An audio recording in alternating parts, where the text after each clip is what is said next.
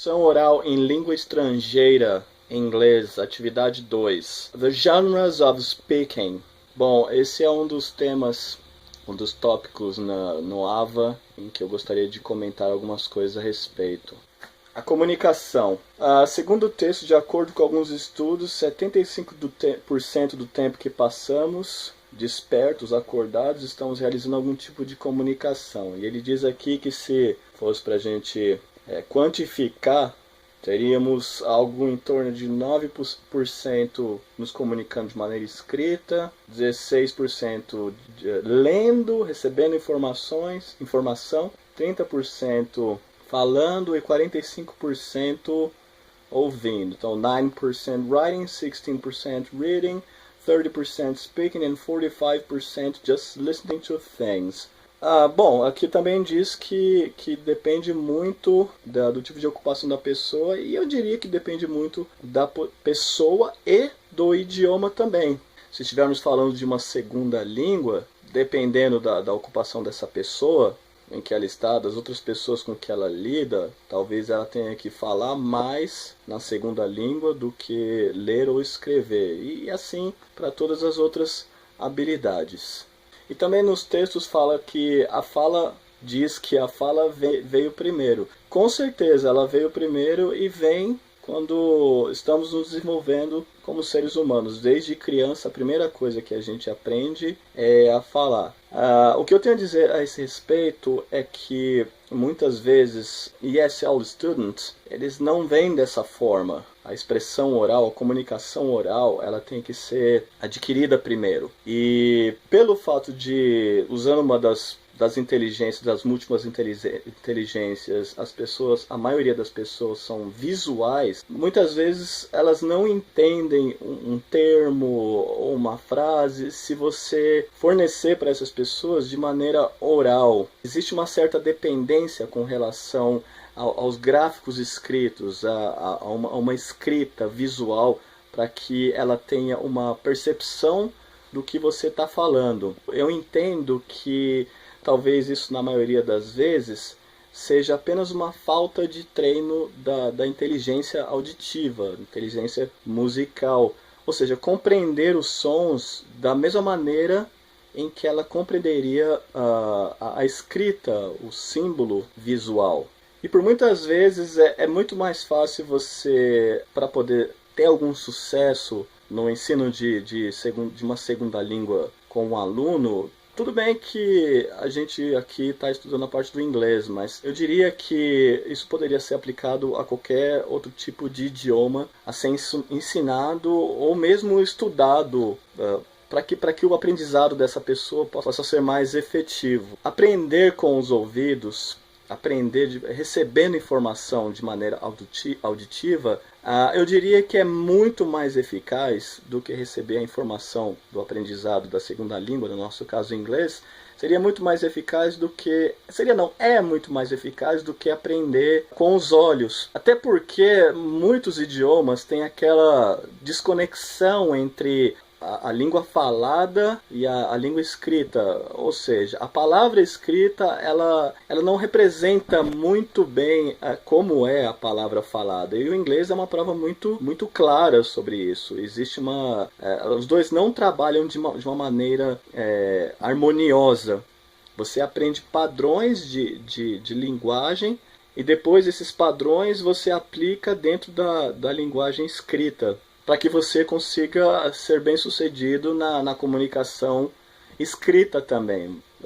A informação deveria ser recebida de maneira auditiva, para depois complementada de maneira visual, e não ao contrário, ela é recebida de maneira visual, para depois ela ser expressada de maneira verbal, ou para que ela possa ser compreendida de maneira auditiva. Então, eu não diria que isso tem como culpa os métodos de ensino de idiomas. Eu acho que é uma questão mais humana mesmo, pessoal de cada um. Pois eu acredito que quando você consegue convencer as pessoas que estão sendo ensinadas de que elas devem prestar mais atenção na parte na informação que elas recebem de maneira auditiva, porque isso vai fazer com que essa informação fique por mais tempo dentro da cabeça dela. Quando você consegue convencê-la, esse que é o problema. Você às vezes tem que convencer a pessoa, porque muitas delas pensam, tem o seguinte discurso: eu tenho que escrever para eu poder aprender. Sim e não também, porque talvez a pessoa já tenha praticado tanto isso, essa coisa de escrever para aprender, que ela é um pouco relutante em aplicar isso no aprendizado de uma segunda língua. E se você conseguir mostrar para ela que isso é algo bem eficiente, que o aprendizado dela vai se tornar mais efetivo, ela acaba começando aos poucos a prestar atenção na linguagem oral. Então, colocando realmente à frente o que diz aqui nos conteúdos do AVA. A fala veio primeiro, e a fala sempre vem primeiro. Enquanto que a parte escrita, a sua comunicação escrita, deve ser apenas um reforço desse aprendizado. Uma coisa citada aqui no AVA também é os movimentos corporais, comunicação corporal. Ou muitas vezes a gente pode chamar também de linguagem não verbal, porque independente do idioma, do país, certo tipo de linguagem corporal faz parte da espécie humana. Tudo bem que alguns deles vão acabar tendo diferentes significados dependendo do país, mas existe algo em comum com alguns tipos de linguagem padrão que você pode encontrar pelo mundo. E ela também é algo que complementa o aprendizado, porque mesmo quando um aluno está sendo ensinado dentro do idioma que ele está aprendendo, a linguagem corporal ela é altamente utilizada para que o aluno possa compreender a mensagem a ser passada sem precisar utilizar o recurso do idioma natural dele, do idioma mãe dele. Então é uma coisa muito interessante o quanto ela complementa o ensino / aprendizagem da segunda língua. Outra coisa que é citada aqui no AVA é com relação a gravações no aprendizado de uma segunda língua.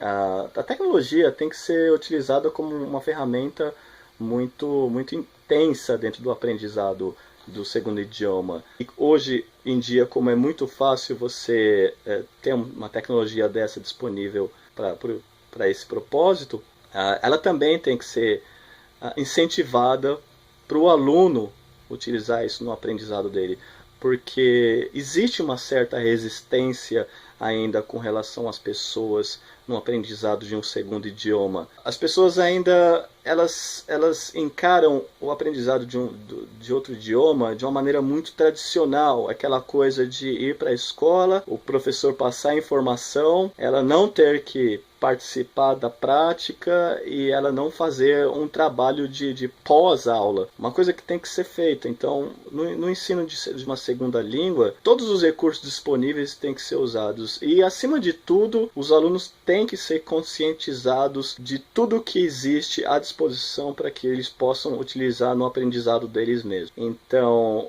a função do professor é, além de ajudar ele no aprendizado do idioma, é conscientizá-lo com outras coisas que estão aí fazendo parte desse universo.